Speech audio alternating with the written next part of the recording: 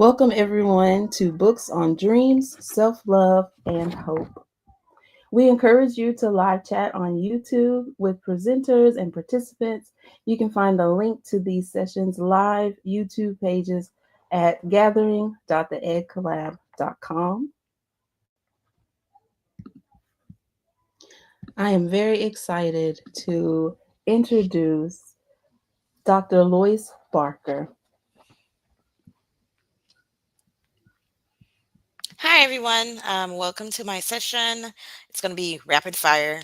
We have 20 good minutes together, and the books I'm going to talk about, they're going to highlight dreams, self-love, and hope, particularly for your little ones. And so Okay, hang on. Technology. All right. So I am Dr. Lois Barker. I am a member of the Ed Collab.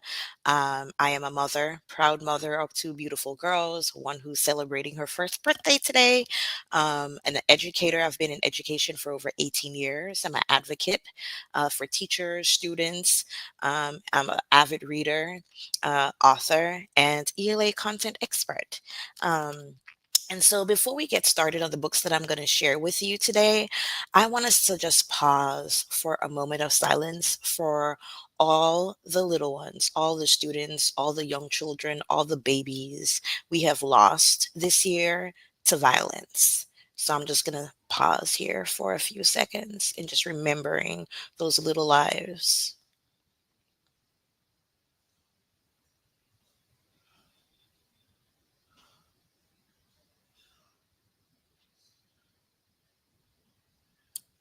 All right. So, before I jump into my book recommendations, I want to talk about my reading journey and how I fell into books, right? And so, how did it start? For me, I read a lot of Judy Blume. I wanted, I just fell in love with characters who were a little bit mischievous, a little bit nosy, if you will. Being the youngest of six kids, by 7 years, I was kind of like an only child. And so I always wanted to know what my big sisters and, brothers were doing. So I was really nosy and I was like, Nancy, you can help me figure out what they have going on. So I did fall in love with a lot of mysteries. I loved comedy. And of course, good old Amelia Bedelia. And as I got older, my sister, Jennifer, closest to me, she sometimes got on my nerves, right? And so to seek revenge on her, I would read all of her brand new books first, and then I would take a razor and cut the nice pages, like all the juicy parts out of it. So when she started reading those books, the juicy parts weren't there, right? That's the best revenge. Like Cardi says, when they go low, we go to lava. And that's what I did with my sister. And so that forced me to start reading, I guess, higher level books for my age. At 7 and 8, we're talking Stephen King, we're talking Margaret Atwood, we're talking Anne Rice. And so I just went from one end of the spectrum all the way to the other end in the name of revenge. And I actually fell in love with those books and I continued reading Stephen King and Anne Rice and Atwood and adding more to my collection at that young age. how it progressed as time went on, as I became a classroom teacher, a curriculum writer, a mother for the first time. I wanted to read books about other cultures. I wanted to read books about my culture. I wanted to really focus on marginalized voices. My oldest, like myself, we always found ourselves the only one in certain spaces, and I wanted us to have a strong command of knowledge of ourselves, of other people like us. So when we enter that room, we had confidence, we had knowledge, we knew who we were. I wanted to pass that on to my students. I wanted to pass that on to teachers that I work with, any kind of content that I created. And here are some of my favorite reads. Lorena Herman, Texture Teaching, that framework she provides, just really brilliant for how to structure your instruction, how to structure your approach to teaching novels in your classrooms, so on and so forth. How is it going right now, right? And so, like I said, I have two daughters, a 16-year-old and a 1-year-old, and how I wanted to expose myself to different cultures and being really rooted in my own. I wanted the same for them, and so I highlighted books. The last time we got together on Caribbean culture, it's very a strong part of who we are. I am from Grenada, and so I do raise my girls as Grenadians to be rooted in our culture. But I also wanted them to experience other cultures as well. And so those are some of the picture books that I expose my older ones, some of my older daughter to, and then what I have curated for my younger one when she gets ready to read them. All right. So, thinking about the current climate that we're in, right? So, the last time we got together in the spring, I highlighted a lot of books about Caribbean culture, right? I'm very proud to be Caribbean. I'm very proud to be Grenadian, and we aren't always represented in. The publishing world. And so I really wanted that to come to the forefront. If you notice here, I published a book with my daughter, Ava's Caribbean ABCs, because when I had her, there wasn't a lot of books about us for her to experience and to learn. And so I wanted that to be important. Right now, looking at my little one and still thinking of my oldest daughter, thinking of her climate where we are, where books are being banned, where we're being censored, where people are being doxxed, where people are being targeted, where freedom of expression seems to no longer be a freedom. And when you are fighting for the right to read, you're fighting for the right to express yourself, you're fighting for the right to question views that impact your humanity, views that impact the people around you, right? Views that seem to dehumanize you, dehumanize your community. Feelings spring up, and I'm feeling it in myself. And as Chris shared in the opening, there's a sense of sadness, there's a sense of anger, and I think as parents, as adults, when you are around little ones, they feed off of you. And I want to be very conscious of how I approach certain situations. I really want to be a good model with managing emotions, and I am a work in progress. And thank God we have books to help us through that. And so some of the books that I'm going to highlight, because again, we are in a climate where there's a lot of angst and a lot of anger. And how do we take a minute and pause? How do we teach our little ones to dream when there's so much policy shaping how they should dream, if they should dream at all? How do they care for themselves when the world around them does not, because they look a certain way or they believe a certain thing? How do we teach them to hope again when, again, policy is containing them, when policy is dismissing them, telling them that they are less than? And so these are I'm going to highlight some books, read a little bit from some that I am really fond of. And so you will notice that some of these titles are not all new. Some are new, some are not. But I think a solid book stands the test of time. And so that's why you might see, some familiar titles. And so, uh, LeBron James, I Promise. We have Ish by Peter Reynolds, and his name is familiar. The dot, every kindergarten does like dot day. I Am Every Good Thing by Derek Barnes. And Sierra and Russell Wilson, they wrote a book, and I'll get to that book in a little bit because my little one loves that book. We do a lot of read alouds to her, but I'm gonna start off with LeBron James's book, and it's a really neat book for kids to kind of like understand dedication, working towards something.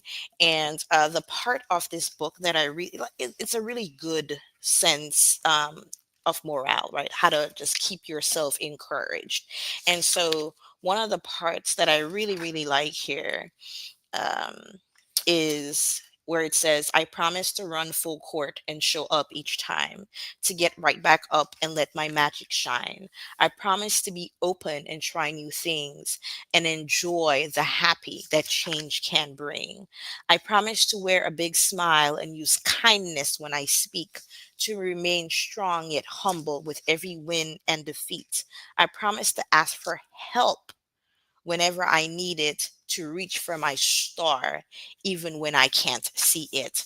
And so I really love those words for young ones, to not give up. Despite how heavy the world might seem, how heavy that no might seem, you keep working. If you can't see that star, it is there. That obstacle in front of you is just temporary, but you keep pushing to that dream. So I really love that moment in this book. And I Am Every Good Thing. This is just like, I believe like every kid should have this book. And I'm almost thinking like, you start your day off reading this book with your kid, whether you have it on audio, you play it, it's like a daily affirmation. Um, I just, I don't even think I have a favorite part, but I just want us to take a moment and look at the names at the start of this book, um, and sit with that for a minute. And every time I open it, I have to pause. I am a nonstop ball of energy, powerful and full of light. I am a go getter, a difference maker, a leader. I am every good thing that makes the world go round. Like gravity or the glow of moonbeams over a field of brand new snow. I am good to the core, like the center of a cinnamon roll. Yeah, that good. Or especially our little boys, right?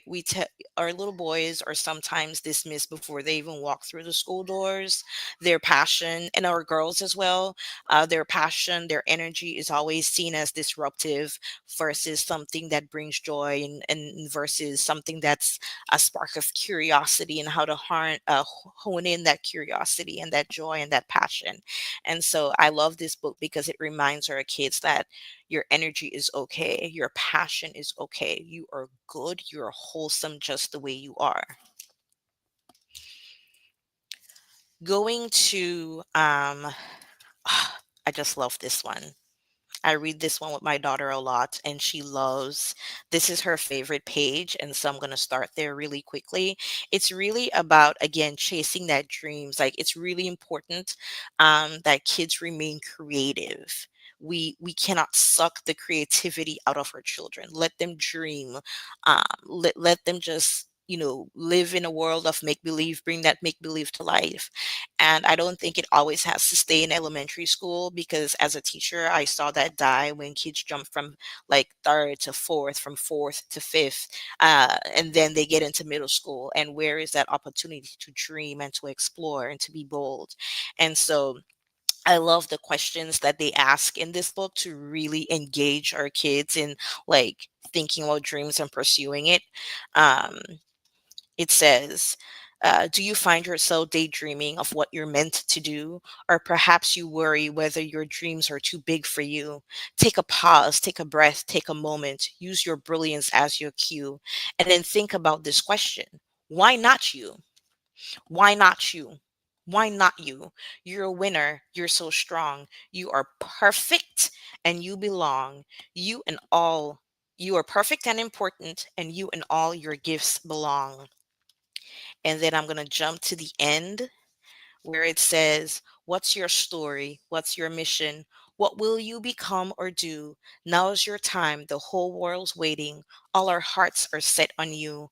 Why not you? Why not you? You're a hero. You're the best. Listen closely and believe it. Then let go of all the rest. Hear these words and listen and really listen. Every one of them is true. Look inside yourself and know it. You are magic through and through. There is truly no endeavor that's too hard or big to do. Your potential has no boundaries. You can do it. Why not you?"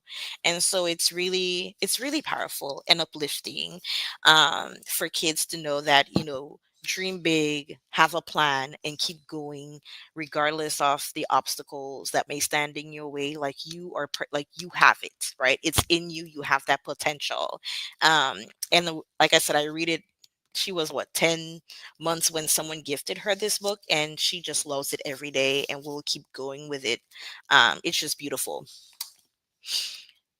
For the sake of time, Just Shine. I really, it's new, and I love it by Justice Sonia Sotomayor, and it's inspired by her mom, and it's how she sees the light in other people and just be like helping people harness the light in themselves and being kind to others, and so like helping people tap into their potential. I think some of us. Um, should understand that sometimes we have different roles, and some of us make really good cheerleaders, and it's really important that we help our kids understand what roles do we play in different circles. I love to be a cheerleader. I love to support people with their ideas, and it's really important that kids sometimes understand, like, I don't need to be the main character all the time, and I can see, like, learn to see what's in other people, help them reach their true potential, just shine, just be that bright, right? And that book does that. Everywhere Wonder, again, that's not a new one, but what I like about it is, it's about this little boy who sees wonder in the world around us, and we think about, like, when you're out in nature, right? What can't like, why is the purpose of different things in nature? How can you take a moment and pause, what's around, like, and enjoying the things that are around you. And so it's a really nice book about being outside and just being like away from technology and less distracted and taking in the world around you. um Jacqueline Woodson's The Day You Begin, The Year You Learn to Fly, those two just mesh so well together when it comes about just, again, understanding your potential, how, like, tapping into yourselves, being bold. um those are two great ones. What to Do with an Idea, I really like that one as well, because again, it fosters creativity. um again, I feel like we're in an era where kids are, I'm not going to jump into AI, but I feel like we're in an era where, there's a lot of things that are really coming for creativity. And there was a time where we celebrated thinking outside of the box and just being creative, and being that breath of fresh air. And with policies and different things and different groups of people, I feel like we're being forced back into that box. And these books really encourage kids to, make that effort and own jumping out of that box. All right. And then this book, I remember earlier I talked about emotions, right? Chris shared about emotions. There's a darkness, there is a anger, there is a sadness, and just teaching our children to recognize big emotions in themselves and in others, how to navigate those strong emotions. I'm in Texas. SEL is a curse word. Anything to do with emotions and helping kids navigate emotions are becoming curse words in public education. With the lack of funding, we are seeing, less and less counselors and therapists available to students in schools. At my daughter's high school, the PTA funds a therapist. Okay, the district is not funding it. The PTA has to step in and fund a therapist for students, and her doors are never closed, and the seats are always full. There is a need. And so I feel like we have to partner with our schools because again, they're overwhelmed.